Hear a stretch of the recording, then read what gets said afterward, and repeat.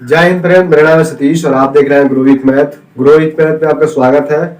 आज हम शुरू करते हैं एपी का सवाल। एपी क्या है और एपी किसे कहते हैं। देखिए, एपी जो होता है, एपी का अर्थ होता है अर्थमेटिक प्रोग्रेशन, यानी समानांतर श्रेणी। अब कहते हैं कि एपी किसको कहते हैं, तो जब किसी संख्या में कोई लगातार पद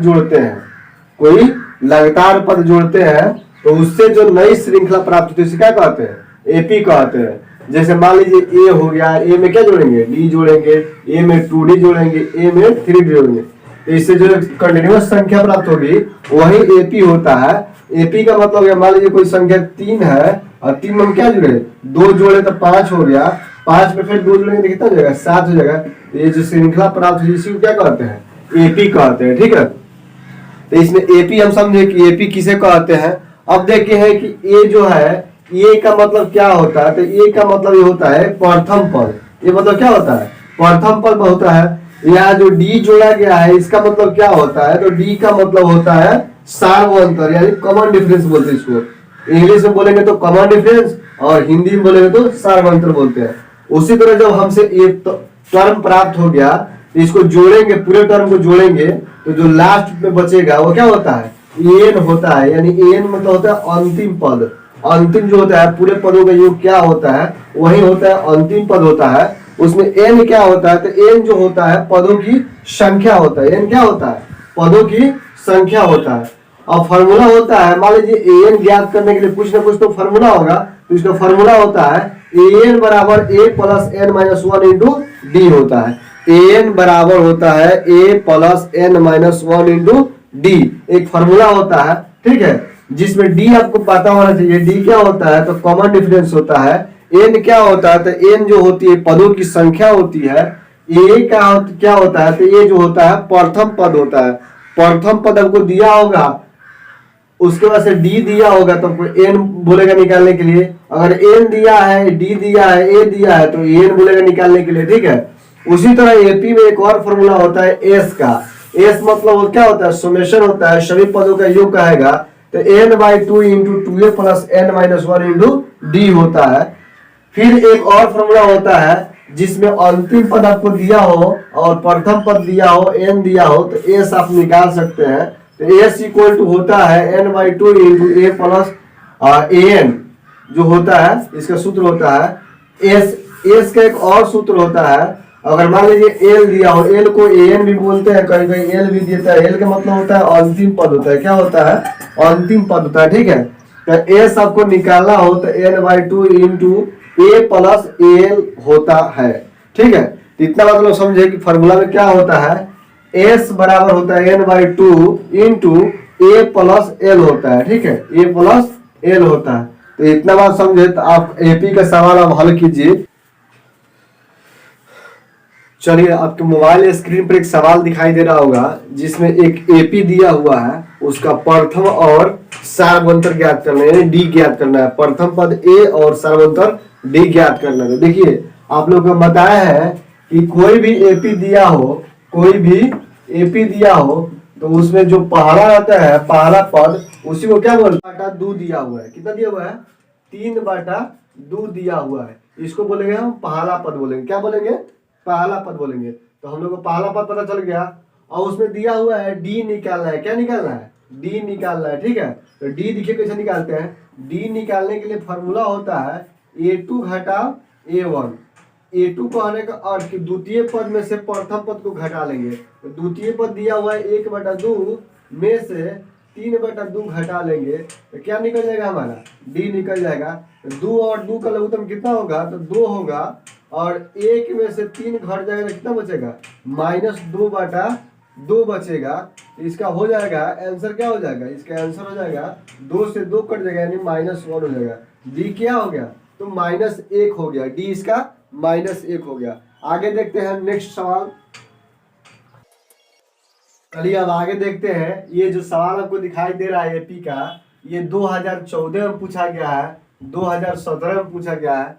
तो हमें उम्मीद है कि 2014-2017 में पूछा गया है तो 2023 में पूछा जाएगा, क्योंकि हम लोग 2023 बोर्ड एग्जाम की तैयारी कर रहे हैं। तो ये हमको जानना जरूरी है कि कौन सवाल इम्पोर्टेंट है और कौन सवाल इम्पोर्टेंट नहीं है, कौन एग्जाम में पूछा जाता है, कौन नहीं पूछा जाता है। ठीक है, तो ये सवाल देखिए, हम देखते हैं क्या दिया हुआ है इसमें। तो पहला लिखेंगे सोल्यूशन, क्या लिखेंगे, सोल्यूशन लिखेंगे। और देखिए इसमें दिया हुआ है ये क्या दिया हुआ है, ये इसका 2 दिया हुआ है, ये जो है 2 है, क्योंकि इसका प्रथम पद जो है 2 है। डी निकालने के लिए आपको बताए थे कि a2 घटाओ क्या होता है, a1 होता है, a2 घटाओ a1 होता है। तो इसमें a2 कितना दिया हुआ है, 7 दिया हुआ है, a2 7 दिया हुआ है, a1 कितना है 2 है। तो आपको डी निकल जाएगा, डी कितना हो जाएगा 5 हो जाएगा, डी कितना हो जाएगा 5 हो जाएगा। आपको पूछ रहा है कि 10वां पद निकालना है, कौन सा पद निकालना है, 10वां पद निकालना है। यानी इस एपी में कौन कितने पद है, तो 10 पद है, इसमें कितना पद है 10 पद है। और 10वां पद ही पूछ रहा है कि 10वां पद क्या होता है। तो 10वां पद का मतलब होता है जितना पद कहेगा उससे एक कम, जितना पद कहेगा उससे एक कम, यानी a प्लस 9d होगा। ठीक है, ए का अर्थ है, ए मतलब प्रथम पद दिया हुआ है 2 प्लस 9 इंटू डी कितना आया है 5 आया है, तो कितना हो जाएगा 2 प्लस 5 नवा 45 होता है। तो 45 2 कितना हो जाएगा 47 हो जाएगा। तो आपका 10वां पद कितना हो जाएगा 47 हो जाएगा। ये तो हो गया प्रथम विधि। आपको दूसरा विधि बताते हैं, सेकेंड मेथड क्या होता है। सेकेंड मेथड देखिए होता है, आपको पढ़ाए थे कि n equal to a plus N minus 1 into D होता है। ठीक है, इसमें ए कितना दिया हुआ है, ए 2 दिया हुआ है, एन कितना दिया हुआ है 10 निकालना है, 10 माइनस 1 इंटू डी कितना है 5 है। तो आप एन आराम से निकाल सकते हैं, आसानी से निकाल सकते हैं। एन इक्वल टू क्या होगा 2 प्लस 10 में से 1 घटेगा तो 9 बचेगा, इंटू 5 है तो 5 हो जाएगा, यानी 2 प्लस 9 बचे 45 हो जाएगा। तो 45 2 47 हो जाएगा, यानी एन कितना हो जाएगा 47 हो जाएगा। ठीक है, तो आपका आई होप समझ में आया होगा। फिर आगे देखते हैं कौन सवाल इंपॉर्टेंट है।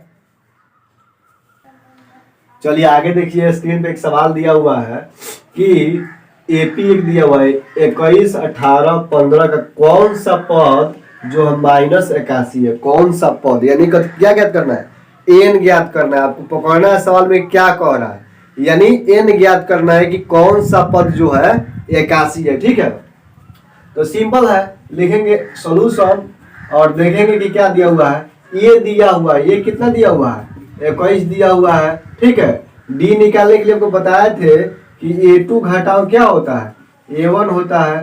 तो a2 पता है आपको कि 18 है, माइनस क्या है 21 है, यानी -3 हो जाएगा। डी कितना हो जाएगा -3 हो जाएगा।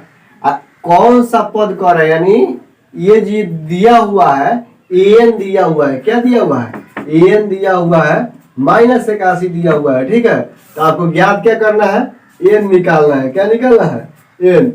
अब देखिए क्या होगा, तो एन इक्वल टू फॉर्मूला होता है A plus N minus 1 into क्या होता है डी होता है।